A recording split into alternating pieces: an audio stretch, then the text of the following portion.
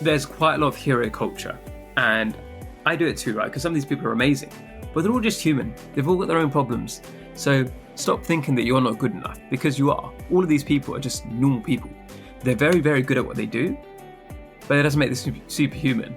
And if you can find that balance of understanding that it's not just delusional optimism, there is some element of that, but you also have to get really good at what you're doing. And if you can do that, combine that optimism with actual skill, that's where the magic is made.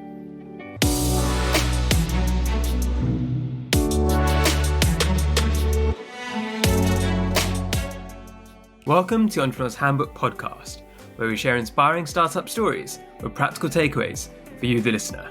This episode is a special episode, and it's just going to be me today. So I often don't even say my name when I record these episodes, but I'm your host, Amma, and this is about episode 70 now. The first 3 episodes were done by the founder of Entrepreneur's Handbook, Dave Schools, and then since then it's been me. So in this episode, what I'm going to talk about is who I am, who Entrepreneur's Handbook is, how we got here, and then also what's coming up, because we're going to take a bit of a break off this episode, and I'm going to explain why that is, and really give you a bit of a behind the scenes of what actually is going on here. So I know it's different to the usual, but hopefully you enjoy this and you share it with your friends. So if you roll back now, there's 70 episodes of this, right? So this started in November 2021. I was an editor of Entrepreneur's Handbook from, I think, about May 2020. Now, Entrepreneur's Handbook, obviously, is the podcast, as you see, but way before then, it was a publication on Medium. And it was started by Dave Schools, who has done lots of different startups at this stage, which I'm going to go into a bit. But he started it off because he wanted it to be somewhere on Medium where people could share their stories. So if you don't know how Medium works, basically, any of you listening right now could go to entrepreneurshandbook.co and you can submit your story to us. We can publish it to our audience. It gives you a wider audience than you would do if you published it alone, and also gives you good SEO and all those other benefits to it. And what you also get is our editing. So it's Stephen Moore who does most of the editing these days. But what you get is that oversight. And obviously it's good for you, good for your company, great PR, and helps everybody all around because we care about helping the entrepreneurs at the end of the day, right? So Dave started Entrepreneur's Handbook with the idea of inspirational stories with practical takeaways. And that's what you've just heard, right? And that's what I said at the beginning of every episode. But it's not me who came up, that's Dave. And that's the problem that we see so much, right? Is that a lot of entrepreneurship advice out there is you should do this, you should do that. And like nobody likes being preached like that. I don't like being preached like that. If you tell me to do that, I'm going to be like, well, why should I? I get defensive. And the idea is just really all about telling people stories, why they did what they did, how they did what they did, and then try and take the lessons out of that, right? That's what the written publication is. That's what the podcast is. So I actually came on board in May 2020-ish to help out because Dave had got busy with a little startup called Hopin. So for those of you who don't know, Hopin went from 0 to 8 billion in about 2 years. And Dave was actually the first employee and joined as part of the founding team where he was head of marketing. And that's because the first ever Hopin event was Entrepreneur's Handbook. And once he tested it out, he loved it and he decided he was going to get on board. Now, I'm sure he'd even admit himself he had no idea it would become a unicorn and do as well as it did, but it meant that he's seen that entire journey, right? And he's still Hopin today. He's the VP of multi-product growth. And obviously I'm quite lucky because I get to see the behind the scenes of what's going on there. And all of his stories are incredible. So you can see what's actually going on at a startup that big with that much change going on as well, right? Because as you guys probably see in the news, lots of different things are happening at Hopin. They're releasing new products, all this different stuff is going on. As he got busy with that huge company, then there's a guy called Mike Thompson, who now no longer writes for Entrepreneur's Handbook, but he's a big part of what got us to where we are today, brought me on board to help him out. And me and Mike edited together for about a year. Then Mike left and Stephen Moore joined. So that's the current editorial team. And when I first started Entrepreneur's Handbook, I still had my day job. So I was still a technology consultant. And it feels like a very long time ago now. But about a year later, I left my job full-time. So I became a full-time creator in June 2021. And I originally started my own podcast, separate to Entrepreneur's Handbook, because what I wanted to do is have that new challenge, right? So have something different. Obviously, I underestimated how hard being an entrepreneur is, and I was a bit too naive, where taking on a new responsibility, a new challenge felt like a good idea. That podcast was called Mindful and Driven, and I was interviewing people about their balance and how they could be successful at the same time. Dave saw this and he liked it and he wanted me to bring it on board to Entrepreneur's Handbook. And at the time, being fresh as a new entrepreneur, I didn't want to take what my brand was and like hand it over, right? And it was a weird mindset at the time, which now in hindsight, I think is all a learning lesson, right? So I don't regret anything. But what I did instead is I created a new podcast for Entrepreneur's Handbook, and that's what you're listening to right now. And the power of Entrepreneur's Handbook, because of the brand, because of the strength of it, because of what Dave did, what Mike did, what I've done, what Stephen's done, means that we can get pretty amazing guests, as you probably have seen.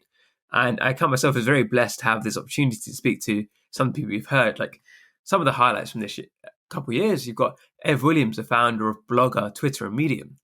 Mark Randolph, the founder of Netflix. I've had multiple billion-dollar founders. There's so many incredible people, and so many people who they're so down to earth behind the scenes, because obviously you guys only get to see what's on the recording, right? There's editors, all this kind of stuff going on. I get to see what people are like before we start recording and after we start recording. And that's what I'm really judging them on, right? Because what I often find is some of the people who are most successful are also people that after the recording have time to say, like, what's your story?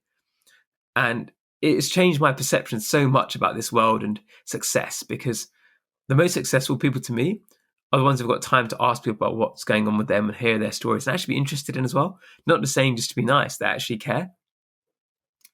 So that's how this all started. And it's been one a week, more or less, since then, pretty consistently. And what we've targeted is tried to get those people who are really far ahead.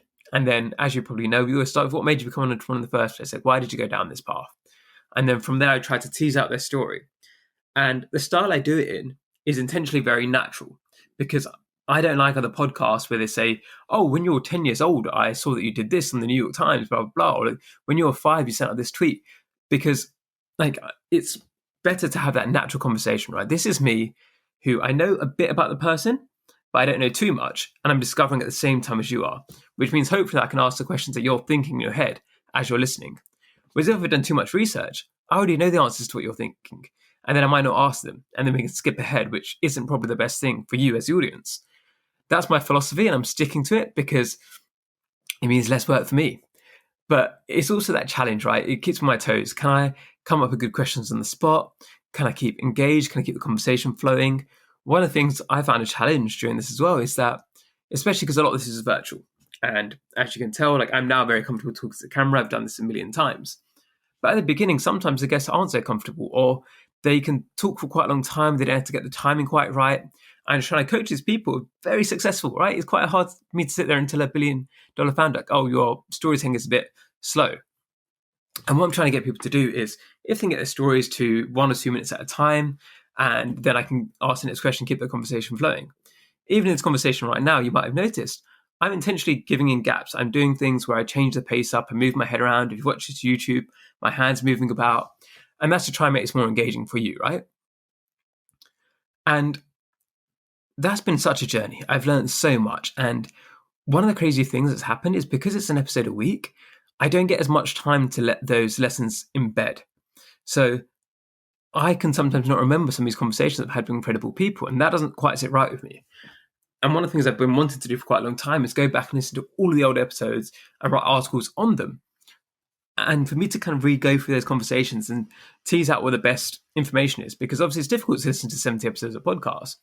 But if I can make that into a digestible format and a blog format, get those articles out pretty regularly, then at least you guys can see that. And if you enjoy the article, then you might decide to watch the entire episode. And that's the kind of idea behind it, right? And things are very different now from when I started, right? When I started this podcast and started working on Entrepreneur's Handbook, I was very much doe-eyed and fresh. And people like to tell me that I look young still. I don't know if you're watching YouTube. You can comment on that if you think that's true or not. But what that means is that I've had a lot of experience since then. So now I run my own not-for-profit in the UK called the Bay HQ. And Bay stands for British Asian Entrepreneur. So I was very, very proud of that little pun. And what I wanted to do is get more in-person stuff, right? Because a lot of the guests I have on this podcast, they're from all over the world, which is amazing. But it means I don't get that human interaction and get to really bond with people as much. So for me, I've got that great variety between what I do in the UK versus what I do here. And I love that. Like, it just meshes really well to me. Been out to New York and to LA and met some of the previous podcast guests, which has been an incredible experience. I hope to do more of that in the future. I need to go to Silicon Valley at some point considering how many people I've talked to from there and interviewed from there. But what also changed last summer, and it's strange because you might not notice because the episodes continued even while I was going through things. And I don't think I really announced it too much on Entrepreneur's Handbook. I can put a link in the show notes to an article I wrote about it. But basically, my dad passed away. And what that does is change the whole way you think about everything, right? Because like my dad worked for, say, 40 years of his life. He just sold his company.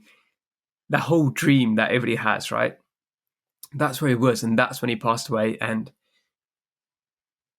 it messaged you a bit, right? And it was a surprise. We didn't expect it. It was a lot going on. And for me, it was that moment of, am I living the person? Am I the person I want to be? Am I the person I was raised to be? And am I appreciating life as much as I can? And the problem is, what really happened is that I threw myself into work as a distraction, right? There has been some slip-ups, right, where I haven't had episodes released when I should have had them released in time and things like that, which didn't happen before my dad passed. But I'm hoping you guys can forgive me because everything changed. Like, I'm not the same person anymore. And what I take from things, what I value, what impresses me is all totally different, right? There's plenty of people on here who make a lot of money. But it's, have they been able to make a lot of money while being a good person at the same time? Have they done it whilst really helping, really caring about what they're doing? And that's the question that, to me, is really interesting because who knows, right? Who knows what's going to happen tomorrow? I don't know how long I've got. You don't know how long you've got. And if you're working towards status or things like that, then you're in it for the wrong reasons. And there's a founder who comes to mind recently, right? Founder of Clue, Jason Smith. And what he said is that none of this money really matters. So it's one of those things that's very tough, right? Because you listen right now being like, oh yeah, sure, and money doesn't matter, right? But at a certain point, what are you going to do with it? And it doesn't mean you shouldn't still create businesses, but I see money as a measuring stick, right? If I can create value, then how much value can I create? If I'm creating $1 billion company, then can I create $1 billion worth of value? That's an impact, right? And if you look at it in that lens, then it's healthier, right? Because sometimes if you keep chasing, I need to make this much money to be successful, it's not about being successful. It's about how much impact can you make? Can you make more and more impact? And the best founders I've interviewed have all thought like that because the money, the insecurity, and well, so let's be real, like a lot of these podcast guests I've had, insecurity has driven them for a very long time. That's what's got them to where they are. But then they've got to the place which they've hoped for and dreamed about, and it didn't make them happy. And it's tough because do you need to go through that chase in order to work out that money doesn't mean anything? Because I think even Jason said it, and a few other guests have said it, is that if you told them that, they'd be tell you to basically go where the sun doesn't shine. And maybe you're thinking that right now. But what I tried to do is do that circuit breaker, right? Of I haven't been profit maximizing since my dad passed away. I haven't been revenue maximizing. If I just wanted to make money, I can just write for Ghost. I can just ghost write for like founders and rich people, and it's quite easy money. But would I be fulfilled? Would I be making a difference, right? And it's a tough balancing act because I still do need to make money, and that is still important. But I'm also optimizing for how big can I scale? How much impact can I make? And I'm not good at it, right? I'm still learning. I'm still getting better, and I burnt out. And even as I'm recording this, my back is killing me because I haven't been exercising properly. And that's a dumb thing. If you're listening to this and you want one piece of advice from this episode, make sure you look after your body because, as the old proverb says, a sick man has one problem and a healthy man has 100. And it's true, right? If you're in pain, then nothing else really matters. And I'm going on a bit of a tangent here, but I guess I'm a bit flustered, which happens. Obviously, like I am what I am, right? In that I've now done hundreds of episodes of podcasts across different ones, so I can talk about things comfortably. But it's always difficult when I'm talking about my dad, and it's difficult to know how much depth to get into here. So I've written about it in depth before, and I'll write about it again. That's probably the best place, rather than me potentially breaking down a comment for you guys. But instead, what I want to talk about is my relationship with Entrepreneur's Handbook now, right? Because as soon as my dad passed and I was throwing myself into everything, I even told Dave that I was going to suddenly start doing more episodes a week, and I was fully confident in the idea. And now I look back, I was an idiot, right? Because I was just displacing. I wasn't in the right frame of mind, and I deluded myself into believing that I was when I wasn't. And even now, I know that there's worse stuff I've got to work on. I'm getting better. Another taboo for a lot of entrepreneurs is I'm doing therapy right now. And it took me a long time to do it, but it's a healthy thing. And you've all got to look after your minds, and mental health amongst founders is a difficult thing. And what you'd be surprised about, many of these top people, they're all getting help, right? And you need to have that support system around you. It's not about being macho and all of that crap. Like, life's too short, and the more help you can get and the more support you can have around you, the better. So make sure you're optimizing for that as well. And if we look at this again, so my relationship with Entrepreneur's Handbook, I was going to really dive into this, but I just couldn't do it. My brain is getting better now, I'd say, but I was trying to, I guess my knife had been blunted a bit, right? My mind had been blunted, but I was still trying to push myself as hard as I could. And all I was doing is just being quite unproductive and just spending loads of time just being distracted, because I was distracting myself from thinking about my dad, right? That's what I was doing. I was avoiding grief. And as it's gone through, I've been pushing out more episodes.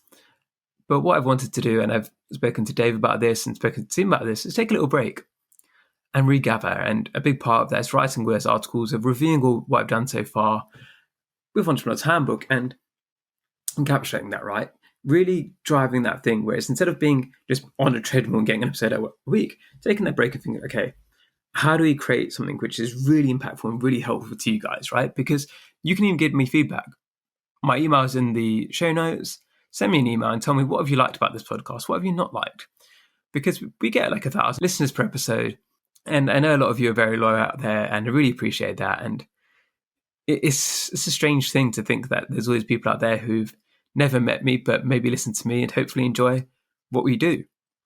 What we want to do in the next series is look more in depth at certain problems, right? Because what we've done now, and I've done 70 episodes of interviewing people about what their story is, what their origins are, what the hard lessons were.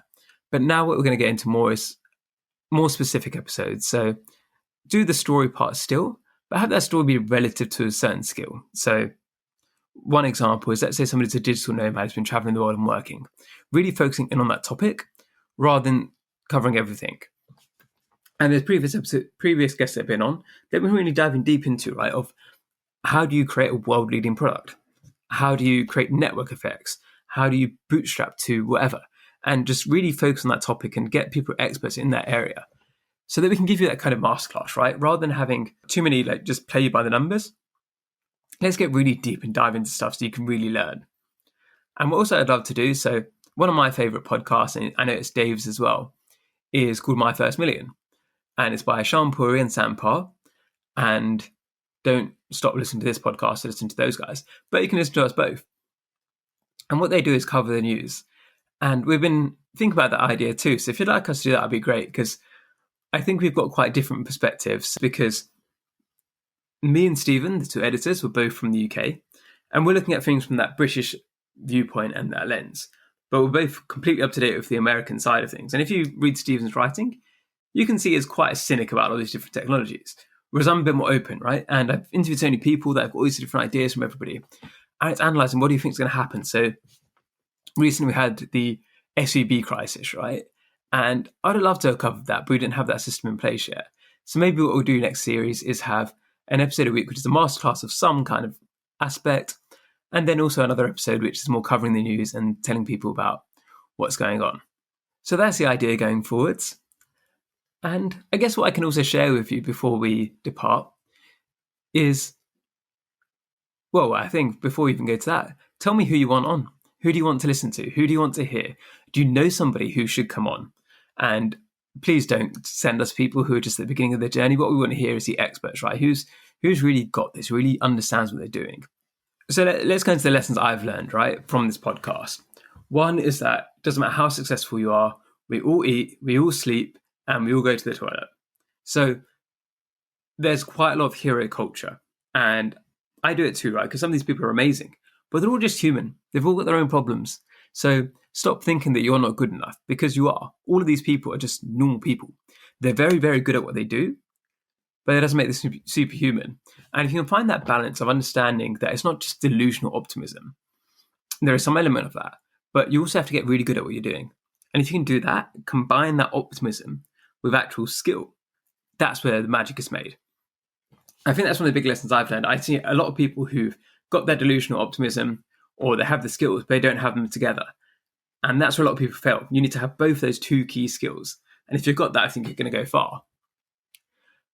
Another key thing I've learned is that often people who are very busy, it's interesting the thing about busyness, right? Because the best people on the podcast are people who enjoy talking.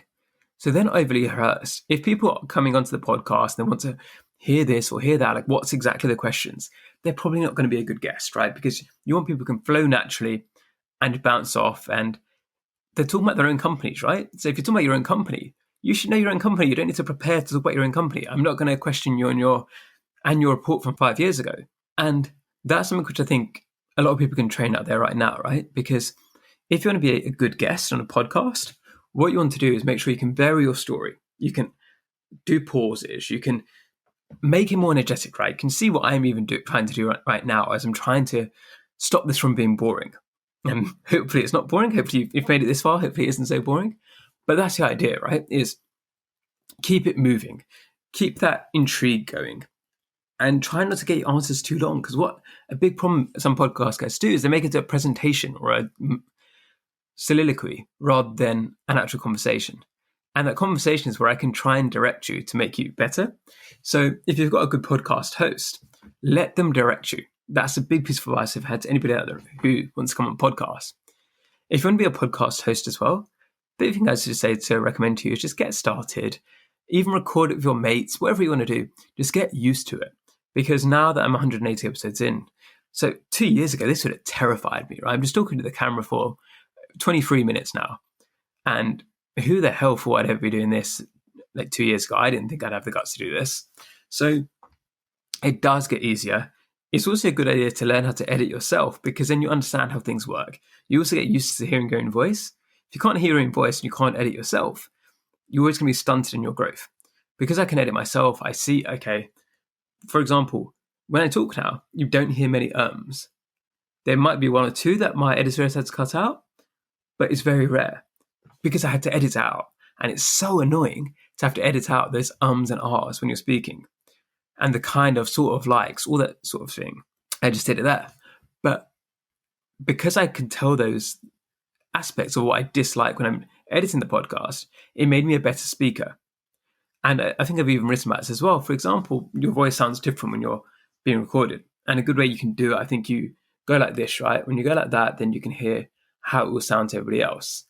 There's different tricks you can do. So if you're listening to this, you want to see what I did. If you're watching this, you can see I look like an idiot. What I'm doing is I'm putting the hands next to my ears like that, because then you can't hear through the air. You're only hearing through the bones in your face, and different things like that. I probably got that the wrong way around there. Other tips I can give you guys from listening to this episode as well is don't think there's any one path. I hate these articles that say, here's 5 things that all people who are successful have in common. No, they aren't.